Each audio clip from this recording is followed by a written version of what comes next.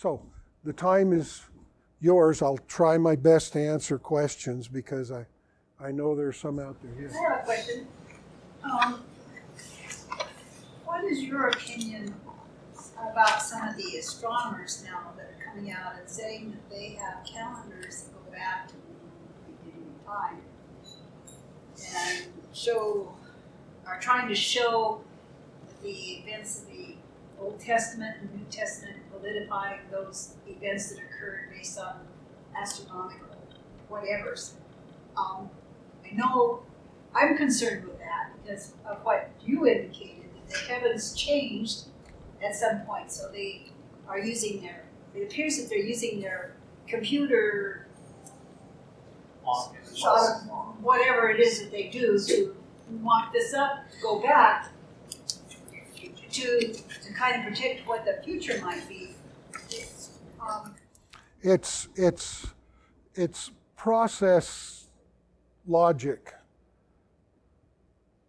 The assumption is that all things, and Peter talks about this, is not in the last days, they will say, all things continue as they were since the day of the fathers. That's the philosophy that we have in science today. What we see around us now is the way it's been for billions of years. Well, there have been some dramatic changes, but basically it's all been the same.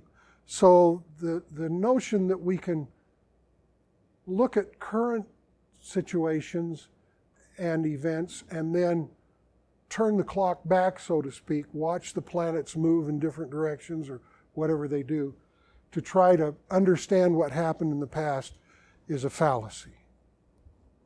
We can no more understand the past that way than we can understand the future.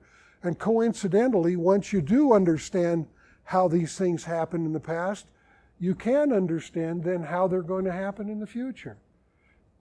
The Doctrine and Covenants, the Lord says truth is the knowledge of things as they are, were, and are to come. Means there's nothing new under the sun. If you figure out how things were in the past, you'll know how they're going to be in the future. Parley Pratt wrote about this. He said, if you have a map or a picture of what the world looked like in the patriarchal age, you'll know what it's going to look like in the millennium. Past is prologue. And that's a profound statement, but you can't do it by calendrical or orbital mechanics. It's just not possible. Because our heavens and our earth changed at the time of the flood dramatically. That's when heaven fled. That's where the concept of the fall of Adam and Eve came from. It was long after our first parents trod this earth. The earth fell from its exalted place near heaven to the emptiness of space where chaos reigned. And rituals like ashes and sackcloth and fasting were merely efforts to remind people of what it was like to survive one of these things. And it was not pleasant. And when I hear Latter-day Saints glamorize what it's going to be like when Christ comes and they so want to be there, they haven't the faintest idea of what they're going to have to go through to get that. If they knew, they would prefer death to survival. Did I answer the question? Okay. Okay, we sit in math classes and we think we're learning about numbers, but what we're really learning is the principles of math. When I'm in the temple, I can see those same principles being conveyed with the things that we are given. And it's very mathematical. It's very mathematical, but it's not entirely. People get caught up in things like the Fibonacci sequence, and they say that's the key to creation. They can't explain how. They just say it's everywhere. It is. It is. But I think Nikola Tesla said it best. He said that modern astronomers and modern scientists use mathematics to describe the world. And then they detach the mathematics from the real world and do formula after formula after formula, and it works very well in math, but when they get through, what they've got doesn't describe the real world at all. So mathematics is not the answer. It's part of the puzzle, but it's not the answer.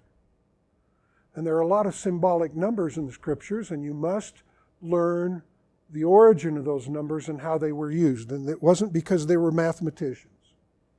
It's because of images they saw in the ancient skies. And it gave them numbers like 10 and 50 and 7 and 3 and 6. 6 was a bad number. 7 was a good number. So on and so forth. More questions, Patrick?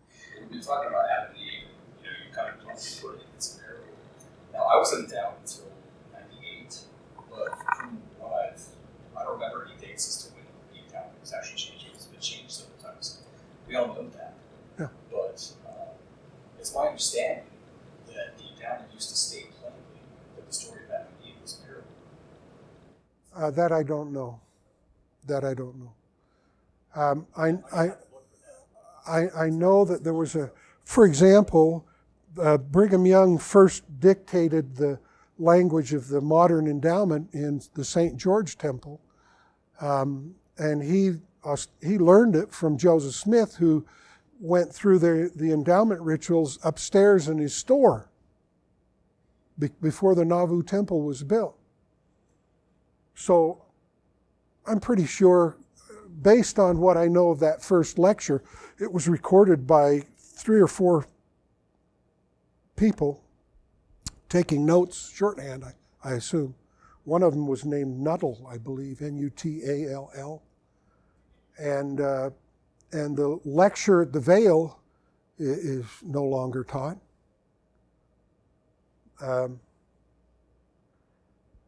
There are parts of the temple endowment, the language has changed.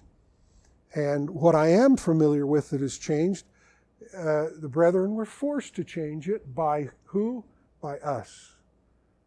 Because we are the ones that always have the problems.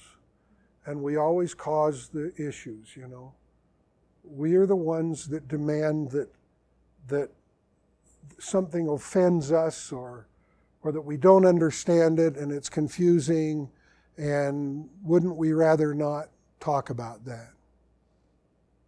And because the brethren come from the membership of the church, from one generation to the other, those ideas are carried forward into the first councils of the church. But it's just an effort to try to, just like missionary work. You know, there was a time when you were proselytized into the church, you had to be fully active and tithe paying for a year before you could be baptized. Did you know that? There was a time when you were baptized, you had to surrender 10% of everything you owned to the church, sign it over to the church for back tithing. There was a time where you only paid tithing on your increase, not on your income, but on your increase. Things have changed. And I am not one to question the brethren. There's been only one faction of the restoration that survived, and that's the LDS faction. There have been lots of them come up, Strangites, you know, you name it. They've come up, they've flourished, and then they've generally disappeared. And most of them are looking for answers. Strangely, they reject my ideas just as readily as the mainstream church members do. They're not really interested in truth. They're interested in following whatever little doctrinal idea they've ginned up for themselves. But the only faction that has survived these almost 200 years has been the LDS Church. I think there's a reason for that. I think, one, we have preserved the Book of Mormon and held it as sacred scripture. All the others, for the most part, most of them, rejected the Book of Mormon. There were voices in the church in the early days that wanted us to get rid of the Book of Mormon. Don't recall who it was, but forgive my French, he said if we could get rid of that damn book, we could convert the world.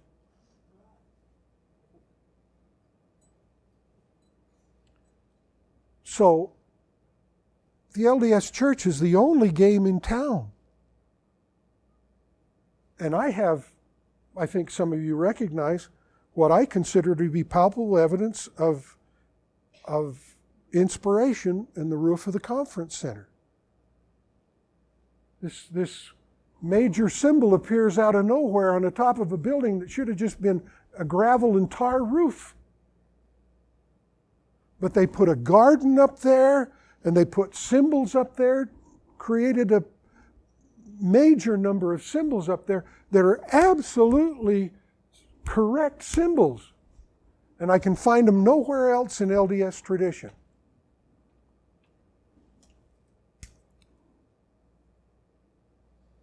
So there's inspiration going on.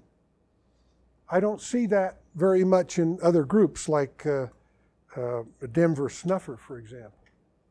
All these people see this wonderful inspiration. Mormonism,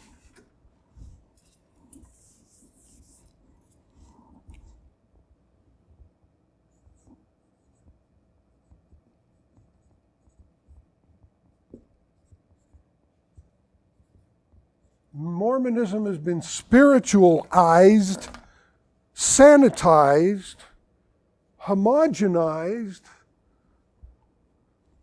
whatever you want to say, almost out of existence. All we talk about is the spiritual. And I'm not diminishing that. But when Joseph Smith left the sacred grove, knowing that God had a body of flesh and bone is not a spiritual concept. It's a natural concept.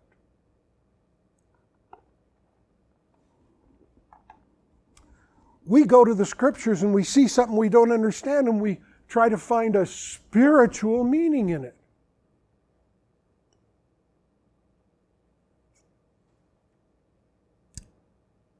It doesn't sit well with me. Ever since I returned from my mission in Mexico, sacrament meetings, as often as not, felt like Baptist revivals to me.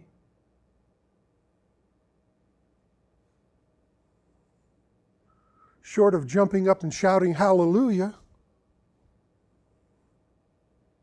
very much the same. I remember a fellow missionary that was raised in the colonies in Mexico, the LDS colonies that went down there and colonized Sonora and forgotten which states, Colonia Dublan, Casas Grandes. And this was some years ago, in the 60s, he left home to go up to BYU to attend school, and his comment to me is, I thought I'd fallen into a Baptist revival. Because the tenor of the meetings is entirely different than the tenor of the meetings that I attended when I was a boy in the First Ward here in Salt Lake City.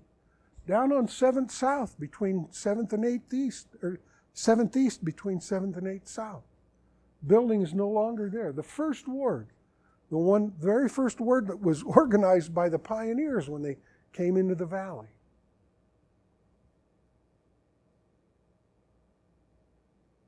We still talk about Joseph Smith. We still talk about the Book of Mormon. Thank goodness. I'll tell you one brief little story. I'm sorry that the question's triggered. When I was a missionary in Mexico, I was asked, I'd been out about 8 months, I think, at a mission reunion. Missionaries all gathered in Guadalajara. And Marion G. Romney was the elder, the apostle that was in charge of our mission. And he asked that each of the members, or the missionaries, stand and bear their testimony. He says, I don't want a long testimony, I just want to hear a testimony. And the mission president asked me to translate for him. And he turned to me when I sat next to him. He says, you don't need to give me a word-for-word translation. I was raised in the colonies, so I sort of understand what people are saying. Just give me the gist of what they're saying. So I did. And as you can imagine, each missionary was intent on showing that his testimony was stronger than anyone else's. Kind of became a game of one-upsmanship. And I'm sitting there translating, and this little lady missionary, a little Mexican sister, stood up. And instead of bearing her testimony as all the others had, she started with the first conclusions of the missionary lesson. She started telling the Joseph Smith story. In 1820, a young man named Joseph Smith wanted to know the answer to the question, which is the true church? And I thought, boy, she could have done better than that. Just recite the Joseph Smith, verbatim. She was reciting it. And so I leaned to Elder Romney and I said, she's reciting the Joseph Smith story from the first missionary lesson. He said, I know. Bless her heart.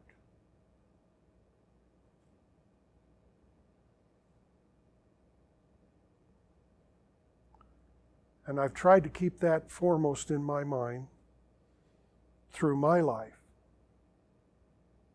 Of all those testimonies born, and they sounded much like those I hear every fast Sunday,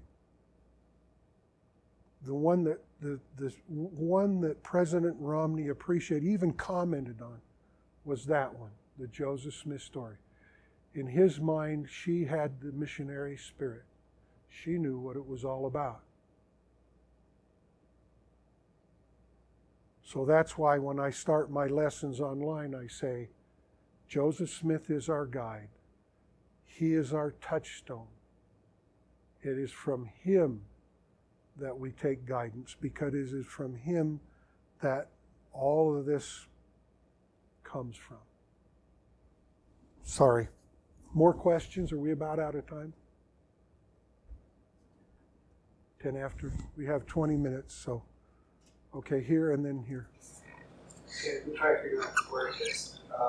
Can you go into how in ancient times that the gods that were being worshipped by pagan God, all this worship by man, and you explained how that's a lesson that the true prophets used in a metaphor to help teach the people to learn the true God. And why we have that kind of this quote-unquote pagan god symbolism on our temples to help us remind us of the true Father, the true God, and how that works exactly. Does it make sense? It just, sort of. It's called a frame of reference. If everything I know, Mike, is encompassed in that circle, and I'm trying to teach you something that I know right here, but your frame of reference intersects mine this way, and the concept I'm trying to teach is outside your frame of reference, how well are you going to understand what I'm talking about? You're not. I'm going to be speaking Greek, even though we both speak English. This is called the communications model.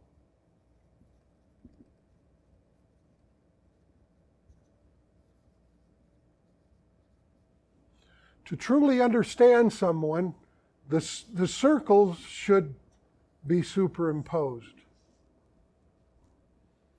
And I submit the only way we get that kind of perfect communication is spirit to spirit. And we don't get it in this life because we have to use words and images. So the prophets, they're trying to teach, let's say they're trying to teach Egyptians. We'll take Abraham as an example. He's trying to teach Egyptians what their own religion is all about. They have all these symbols and traditions. They've, forgive my French, bastardized them. They've perverted them. They become idolaters. The symbols become objects of worship instead of conveying concepts. So what's Abraham going to do? He's going to take those symbols and he's going to convert them into imagery that relates to the gospel. Why? Because their world is tied up in the symbols, and he has to show how the gospel relates to those symbols. Otherwise, they wouldn't even know what he's talking about. That's the reason today's Latter-day Saints don't know what Joseph Smith's talking about when they stumble across the line about the last days being a comet or a planet. There are actually more people that reverse the meaning. Oh, he's saying that it's not going to be a comet or a planet. That's how they read that otherwise simple to understand statement. So, we come down to the time of John, John the Revelator, John the Apostle that wrote the Apocalypse, and we reopen that book and we say, boy, we're going to find out what happens in the future because it says it's all about the future. He was speaking to Persians. Spell it.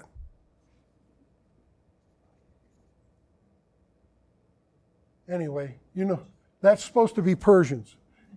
He was speaking to Egyptians. He was speaking to Jews. He was speaking to Romans. And he was speaking to Greeks. Remember, Salt Lake is called the crossroads of the West. Ancient Palestine was a crossroads of the ancient worlds. When the Assyrians went to attack Egypt, they had to take Jerusalem first because they had to go through the land. When the Babylonians did the same thing to get to Egypt, or when Egypt wanted to conquer the Babylonians, they had to go through Jerusalem to get there. So Jerusalem was the crossroads of the Middle East. Everybody was flattening the Jews. They were like a guy caught in an intersection with cars running over him faster than he can get up.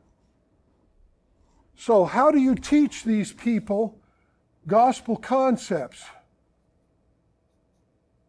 How do you make sure that instead of a tiny frame of reference, you have a large frame of reference? All this common ground instead of this little bit of common ground. How do you do that? You use their traditions. So, John talks about, let's see, what's a good, well, he uses imagery. He talks about the 4 horses. Or he talks about, Jews, he talks about Apollyon, which is in Hebrew Abaddon. A-B-A-D-O-N, sorry. To the Romans, he talks about Apollo. The Greeks talks about Zeus. Tells them stories from their tradition that were familiar. And actually, the people that lived around the Jews all understood who Baal was. But the Greeks did a funny thing with the word Baal. It didn't feel comfortable to them, so they made some changes. You know, one of the common things for English speakers who are learning Spanish is to take an English word and put an O at the end of it, thinking that then the Spaniard's going to understand what they're talking about. This is bread-o. Sometimes it works, you know. It does work, you know, because there are some commonalities. Again, that's what we're talking about. Are the commonalities.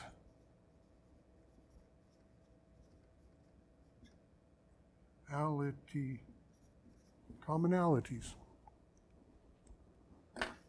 Because all ancient cultures had the same traditions, just different names.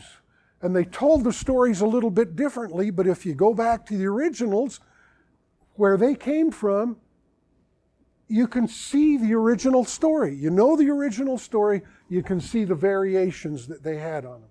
So, he goes out here and says, well, the Greeks didn't like Baal, so they put an A on the beginning of Baal, and they added an O on the end, and they softened the B to a P, and they got Apollo. So Baal, the storm god, or Bel, as the Nordic tradition has it, really started out as the god of storm, and the Greeks converted it to Apollo. They didn't say Apollo, they said Apollo. Just like Spaniards today, they don't say, what is it? They don't say Barcelona.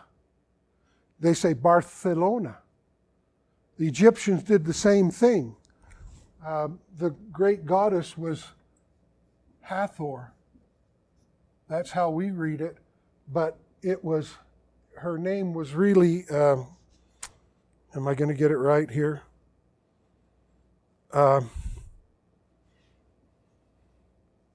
Aster. They dropped the H and they added an S so they could say the T, and it became Aster. Actually, it was Ather. I'm sorry, A-T-H-E-R, Ather. That's how they pronounced Hathor. We don't know these things, so we don't see them as the same name. Anyway, so here's Paul, or John, and he's trying to teach the gospel, and he says, you know that great serpent in the sky in antiquity? That's Satan. And you know the Redeemer, the hero that saves everybody and saves the heavens? His name, it was Jesus Christ. He's using their traditions to try and teach them the gospel.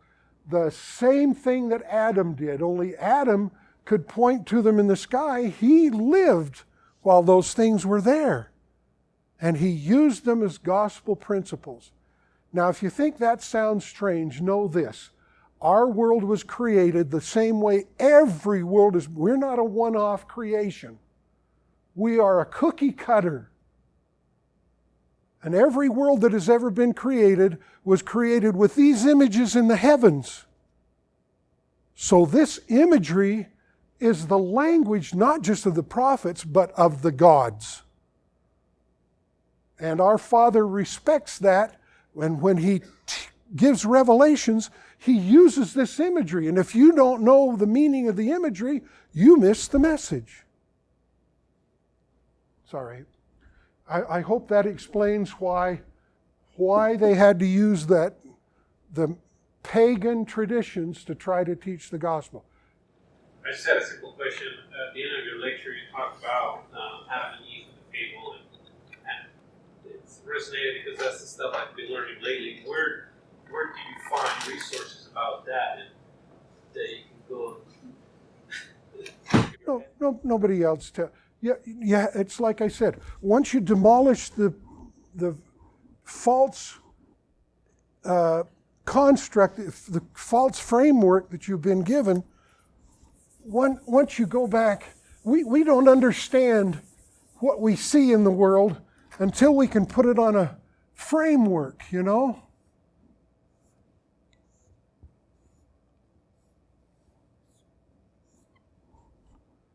We have to know that it's a square and it has sides and facets and corners, and we can take the data and we can hang it on those things and, oh, now I see. Now I see what you're talking about. We have to do this. When we learn a language, English, let's talk about English. You go to school and you learn that there are these letters that are comprise an alphabet, and there's 26 of them. And the first thing you do is you learn the names of the letters.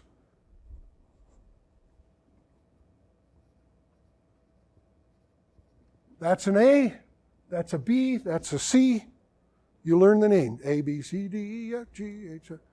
Then they flip the whole thing over on you and they say, but each of these also has a sound. This can be A or ah. This is going to be B. And this can be S or K. We make it a little complicated, but you can learn it. So you learn that they have sounds. And then you learn that if you string them together,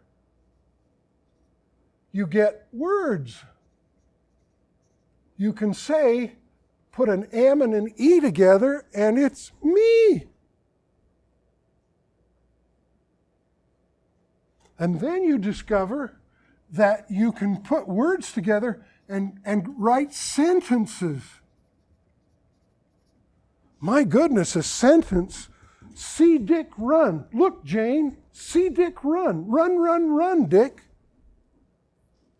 You can tell a story, my goodness, and you can write it down.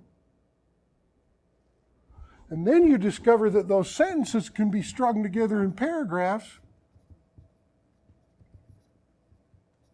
to convey huge concepts. And then crazy people like me come along and write books.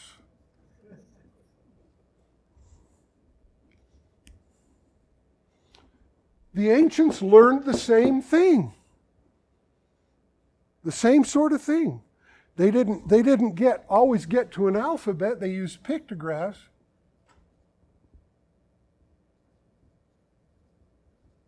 And the beauty of a pictograph, like the symbol on the roof of the Salt Lake Temple,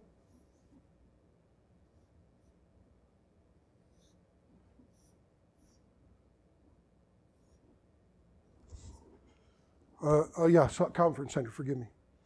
The roof of the conference center, you see this symbol, and I can write a book about that. One symbol. We wonder how, we look at the anthem transcript, and it's got all these little funny symbols, and we say, how could a handful of plates of gold have a book so thick? How can it be? Because of this. Every one of those letters also had an equivalent. Archaeologists or Egyptologists will tell you that a certain figure means a certain sound, just like these. But the origin of this was in sound, was in meaning. So that a little symbol like this can tell a whole story, just one symbol. And this is where modern Egyptologists go wrong. They think that the hieroglyphs are letter equivalents, and in some cases they are. In most cases they are not. They're symbols that represent whole stories. So Joseph Smith gets a couple of little symbols and he walks out with a whole book of Abraham.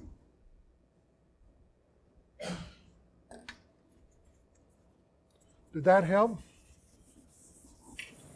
Well, everything we see and hear is a symbolic representation. Yeah. All we're doing is trying to communicate. And my point is that the language of the gods is symbol-based. It's the one that's used in every creation that mankind or the descendants of God were ever placed on. Worlds without number, every one of them saw the same symbols in the sky, because their world was created in the same arrangement of planets and suns as ours was. You see how symbols are twisted too.